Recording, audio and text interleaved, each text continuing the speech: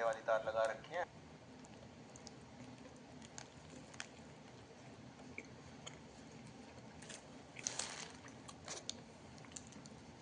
भाई पीछे बैठ के मेरे को क्या करना, मेरे को तो आगे वीडियो बनानी है। और अब देखो यहाँ पे पीछे बैठना पड़ता है, क्योंकि अगर मैं आगे बैठ सकता हूँ, ऐसा नहीं कि मैं आगे नहीं बैठ सकता, पर मेरे को वीडियो बनानी है। कोई भी देख लेगा ना तो सीधा हो गएगा भाई चला देता हूँ, मेरे को दो पैसे। इसलिए मैं पे वाले नॉर्मल है तो दिखता है सब कुछ, और आगे बड़ा है तो वैसे कई सारी गाड़ियाँ होती हैं यहाँ पे। आगे अभी बिल्कुल है और उनको पता नहीं लगेगा अंदर कौन बैठे हुए हैं, नीचे ऐसे बना रखे हैं कौन से।